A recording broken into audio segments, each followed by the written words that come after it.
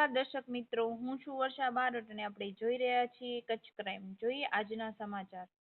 ભચાઉ તાલુકા તેમજ ભચાઉ શહેર રાજપૂત કરણી સેના દ્વારા ભચાઉ પ્રાંત અધિકારીને આવેદનપત્ર આપવામાં આવ્યું. આપણા ભૂતકાળથી વર્તમાન સમય સુધી ભારત દેશમાં રાજપૂત સમાજ જે હજારો વર્ષથી દેશ માટે, રાષ્ટ્ર માટે, માતા બહેન દીકરીઓની રક્ષા માટે, ગાયની રક્ષા માટે, રાષ્ટ્રની સુરક્ષા માટે લાખોની સંખ્યામાં બલિદાન આપી વીરગતિ પામેલ છે અને જેના પાળિયાઓ ગામે ગામ છે, તેમજ ભારત દેશના મહાન ધાર્મિક ગ્રંથો ગીતા, રામાયણ, ભાગવત, મહાભારતમાં પણ રાજપૂતની વીર ગાથા વર્ણવેલ છે અને જેને ભારત દેશમાં ભગવાનના મંદિરો બનાવી પૂજન કરવામાં આવે છે. તેમાં શ્રી રામચંદ્રજી ભગવાનજી, શ્રી કૃષ્ણ ભગવાન તથા જૈન ધર્મના 24 તીર્થકરોએ, તમામ રાજપૂત ક્ષત્રિય સમાજના પૂર્વજો અને વર્તમાનમાં માજી મહારાજાઓ, જાગીરદારો તથા રાજપૂત ભાઈઓ સમાજના વંશજ છે અને જ્યારે દેશ રાષ્ટ્રની સુરક્ષા કાજે જરૂર પડે ભૂતકાળમાં રાજપૂત સમાજની વીરાંગનાઓ રાણી લક્ષ્મીબાઈ તેમજ અનેક મહારાણીઓ તથા સમાજની મહિલા શક્તિઓ રાષ્ટ્ર માટે સમર્પિત થયેલ છે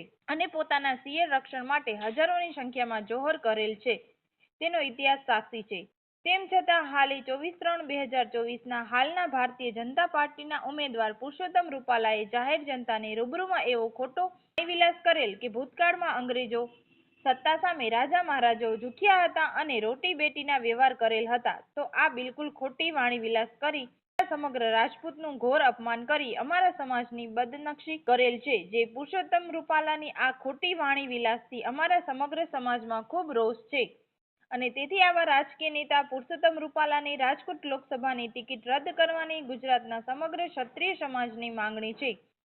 તેને અમારા ભચાઉ તાલુકા રાજપૂત કરણી સેના તથા ભચાઉ શહેર રાજપૂત કરણી સેના તથા ભચાઉ તાલુકા રાજપૂત ક્ષત્રિય સભા અને ભચાઉ શહેર ક્ષત્રિય સભાનું સંપૂર્ણ સમર્થન છે અને અમારી સમગ્ર ભચાઉ તાલુકા તથા શહેરના રાજપૂતોની આ માંગણી છે, જેની ખાસ નોંધ લેવા વિનંતી. આ આવેદન પત્ર આપતી વખતે ભચાઉ શહેર તાલુકાના રાજપૂત ક્ષત્રિય સમાજ આગેવાનો તેમજ કરણી સેના હોદ્દેદારો મોટી સંખ્યામાં ઉપસ્થિત રહ્યા હતા.